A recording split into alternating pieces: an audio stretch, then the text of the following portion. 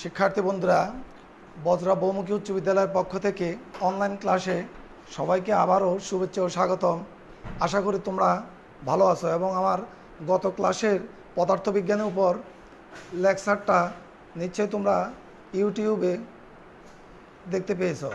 এবং আজকে আমরা বল এবং গতি অধ্যায়ের উপর একটা সৃজনশীল প্রশ্ন আলোচনা করব এবং সেটা সমাধান করার চেষ্টা করব। উদ্দীপকটা হলো 20 কেজি ভরের একটি বুলেট 300 মিটার পার সেকেন্ড ব্যাগে 2 সেন্টিমিটার ব্যাস বিশিষ্ট এক টুকরা কাঠের মধ্যে 1.2 সেন্টিমিটার প্রবেশ করে ব্যাগ 40% হ্রাস পায়। এটা বুলেটের কথা। কতে বলছে লঘিষ্ঠ গণন কি?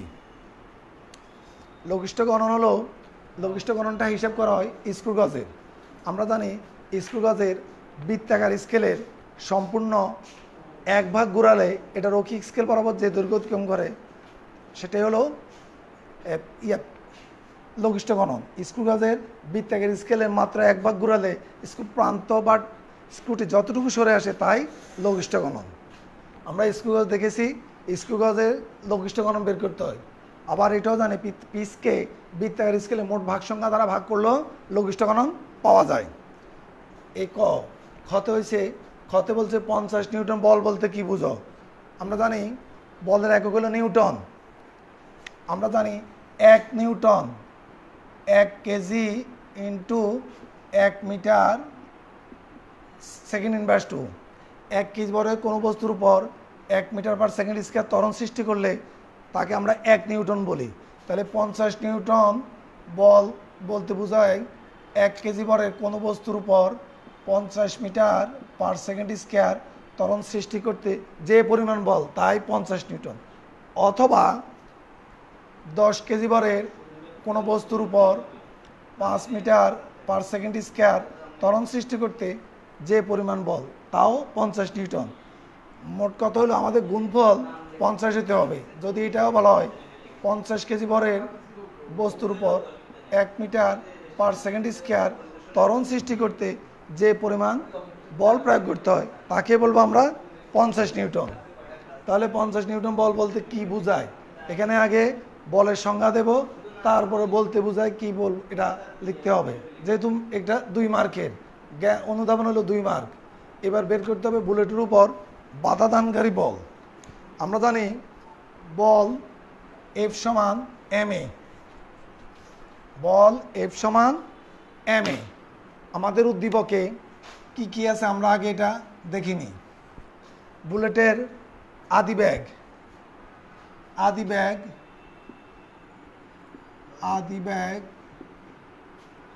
You 300 metre per second.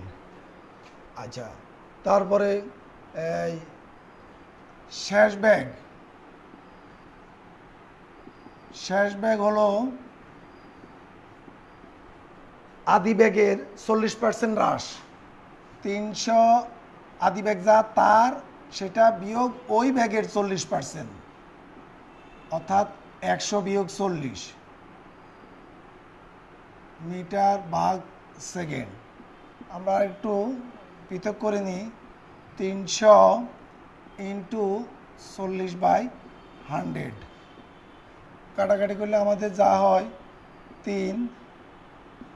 300 বিয়োগ 120 কত হলো 180 মিটার পার সেকেন্ড। আর অতিক্রান্ত দূরত্ব S 1.25 সেন্টিমিটার। এটাকে আমাকে আন্তর্জাতিক একক, এই এককে নিতে হলে আমাকে 100 দ্বারা ভাগ করতে হবে। 0.0125 মিটার। আমাকে বের করতে হবে বাধাদানকারী বল বা বাধাদানকারী বল F সমান হোয়াট। আমরা জানি বলের সাথে ভর আর ত্বরণের সম্পর্ক আছে। আর বুলেটের ভর আমাদের বুলেট হলো 20 গ্রাম ভরের বুলেট। আমাদের বুলেট হলো 20 গ্রাম, বুলেটের ভর হলো 20 গ্রাম, বুলেটের ভর m সমান 20 গ্রাম। একে কেজিতে নিতে হবে, 1000 দিয়ে ভাগ দিলে হবে 0.02 কেজি। তাহলে আমরা পেয়ে গেলাম, সবগুলো তথ্য পেয়ে গেলাম। আমাকে বাধাদানকারী বলের মান বের করতে হবে, এফ এর মান। আচ্ছা, এফ এর মান বের করতে হলে আমরা জানি এফ সমান এম এ। এখানে আমাদের এর মান অজ্ঞাত, আমাকে এর মান বের করতে হবে। আমি যদি গতির একটা সমীকরণ সূত্র ব্যবহার করি, ভি স্কয়ার সমান ই স্কয়ার প্লাস 2as, তাহলে আমি সেখান থেকে এর মান বের করতে পারবো। আমি পৃথক করে নিই, 2as প্লাস ইউ স্কয়ার সমান ভি স্কয়ার বা 2as সমান v square minus u square বা এ সমান v square minus u square by 2s। এখন আমরা আমাদের বোর্ডে প্রদত্ত তথ্যগুলো থেকে মানটা আমরা বসিয়ে নিই। বি হলো 180, ইউ হলো 300 ভাগ 2 ইন্টু এসের মান 0.0125। আমরা যদি এটা ক্যালকুলেটরের সাহায্য নিয়ে আমরা কাজ করি, তাহলে আমরা পাবো minus 2.304 into 10 to the power 6 metre second square. আমরা জানি ত্বরণের একক মিটার পার সেকেন্ড স্কোয়ার। তাহলে আমাদের এখান থেকে ত্বরণ বের করা হলো। এখন আমরা বের করব বল, বাধাদানকারী বল। তাহলে সুতরাং এখানে আমরা এই বোর্ডে আসি, বাধাদানকারী বল এফ সমান এম এ। যেহেতু বাধাদানকারী কথা আছে, সুতরাং আমাকে এর মান ঋণাত্মক মান লেখা যাবে না। এম হলো 0.02 ইন্টু এর মান হলো 2.304 ইন্টু 10 টু দি পাওয়ার 6। একক আমরা এখন লিখলাম না, পরে লিখব। তাহলে আমার কত হলো -46080 নিউটন। যদি আমি বাধাদানকারী কথাটা না বলতাম, তাহলে এর মান ঋণাত্মক বসাতে পারবো। আর যেহেতু বাধাদানকারী কথা বলা হয়েছে, সুতরাং এর মান আমি ঋণাত্মক বসাতে পারবো না। তাহলে আমার গ প্রশ্নের উত্তর সলভ। যে মূল সূত্র হলো এফ সমান এম এ, এম এর মান অজ্ঞাত, এর মান আমরা বের করে নিয়েছি, তারপরে এফ সমান এম এ, শেষ। এবার আমরা ঘ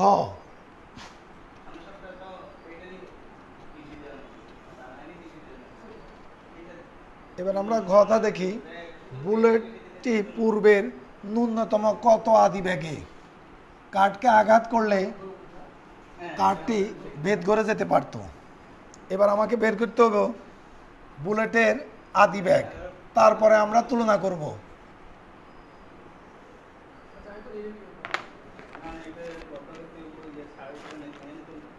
মনে করি বুলেটটি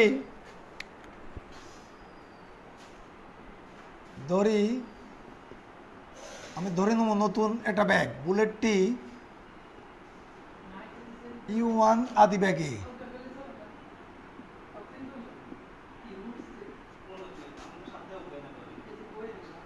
কাঠকে আঘাত করলে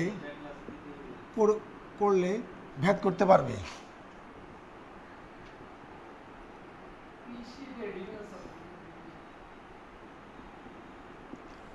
তাহলে নতুন তথ্য থেকে আমরা বুলেটের আদি ব্যাগ আদি ব্যাগ আদি ব্যাগ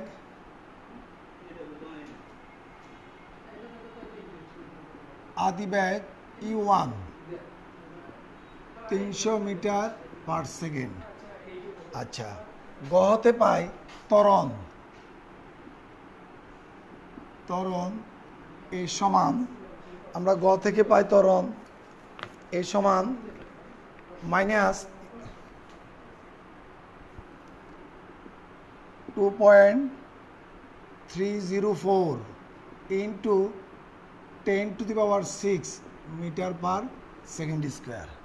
শেষ ব্যাগ যদি বুলেটটি বের করতে পারে, আদি ব্যাগ ইউ ধরব, যদি বুলেটটি ভেদ করতে পারে তাহলে শেষ ব্যাগ হবে 0। দূরত্ব, অতিক্রান্ত